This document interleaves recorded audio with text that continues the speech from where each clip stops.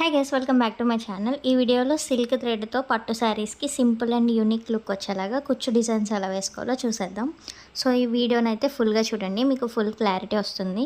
So పైన చూస్తున్నారు కదా, మంచి ఆరీ వర్క్ ఫినిషింగ్ అయితే వచ్చింది. అండ్ నా ఛానల్ని ఫస్ట్ టైం చూస్తే కనుక సబ్స్క్రైబ్ చేసుకోండి అండ్ లైక్ కూడా చేయండి. ఇది మా మమ్మీ శారీ, మేము కంచిలో తీసుకున్నాం అనమాట. సో దీనికి పైట చెంకి కుచ్చిళ్ళు వేయడానికి లేదు, సో జిగ్జాగ్ చేసేసాము.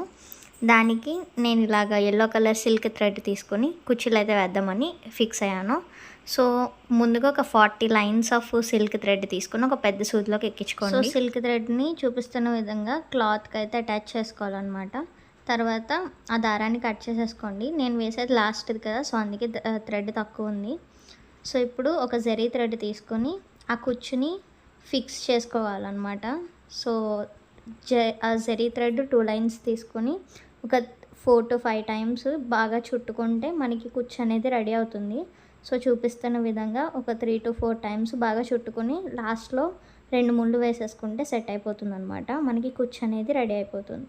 సో చూస్తున్నారు కదా ఫ్రెండ్స్, ఇలా అయితే కుచ్చు అయితే రెడీ అయిపోయింది. నార్మల్గా ఈ ప్రాసెస్ ఇంతటితో అయిపోతుంది. బట్ నేను ఇక్కడ పైన వర్క్ చేద్దాం అనుకున్నాను కాబట్టి గమ్ తీసుకొని ఇలా హాఫ్ సర్కిల్ షేప్లో అతికించుకొని దానికి ఈ స్టోన్ లేస్ అయితే అతికించుకున్నాను. సో ఆ స్టోన్ లేస్ని ఫిక్స్ చేయడం కోసం నేను ఒక 2 లైన్స్ ఆఫ్ జరీ థ్రెడ్ తీసుకుని ఆ స్టోన్ లేస్ని చుట్టూ కుడుతున్నాను అనమాట. సో ఇలా అయితే స్ట్రాంగ్గా ఉంటుంది మనం వాష్ చేసినా సరే.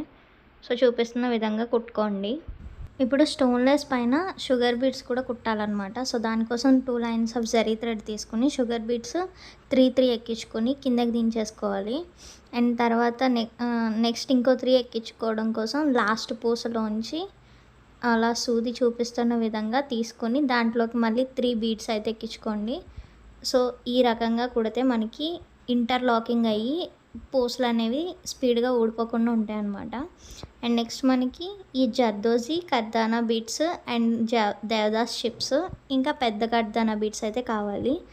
సో హాఫ్ సర్కిల్ అయితే ఫామ్ అయింది కాబట్టి దానిపైన మనకి ఫ్లవర్ పెటల్ షేప్ కావాలి కాబట్టి 2 లైన్స్ ఆఫ్ జరీ థ్రెడ్ తీసుకుని దాంట్లోకి జర్దోజీ ఎక్కించుకోవాలి.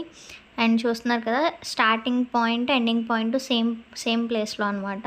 సో అలా కిందకి దించేస్తే మనకి ఇలా రౌండ్గా పెటల్ షేప్ అనేది వస్తుంది. సో దానికి పైన ఒక చిన్న నాట్ వేసుకుంటే మనకి మంచిగా పెటల్ షేప్ అనేది రెడీ అవుతుంది.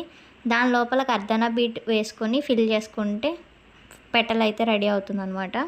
సో చూడండి, స్కిప్ చేయకుండా మీకే క్లారిటీ వస్తుంది. సో మనకి పెటల్ షేప్ అనేది రెడీ అయింది కదా. సో దాని పక్కన పెద్ద కర్దానా బీడ్ అండ్ ఒక చిప్స్ తీసుకొని ఇలా చూపిస్తున్న విధంగా కిందకి దించేసుకుంటే మనకి పక్కన ఇంకొక చిన్న పెటల్ లాగా అయితే అది కూడా వస్తుంది. సేమ్ అదే ప్రాసెస్, జర్దోజీ వేసుకొని ఒకటి అండ్ పెద్ద కర్దానా బీడ్ తీసుకొని ఇంకొకటి. సో అలాగా వీడియోలో చూపిస్తున్న విధంగా వేసుకుంటే మనకి పైన ఒక మంచి ఫ్లవర్ షేప్ అనేది ఫామ్ అవుతుంది అనమాట. మనకు కొంచెం ఓపిక ఉండాలి కానీ డిజైన్ చాలా ఈజీగా అయిపోతుంది. కాకపోతే కొంచెం పేషెన్స్తో కుట్టుకోవాలన్నమాట అంతే.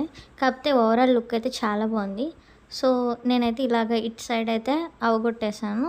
సో సేమ్ అదే ప్రాసెస్లో అటు సైడ్ కూడా పెద్ద కర్దానా బీడ్ ఒకటి తీసుకొని మనం అలాగా ఒక పెటల్లా వేసుకొని తర్వాత మళ్ళీ జర్దోజీ తీసుకొని ఇంకొక పెటల్లాగా అయితే వేసుకోవాలి. సో అలా వేసుకుంటే మనకి ఈ వర్క్ అనేది ఫినిష్ అయిపోతుంది.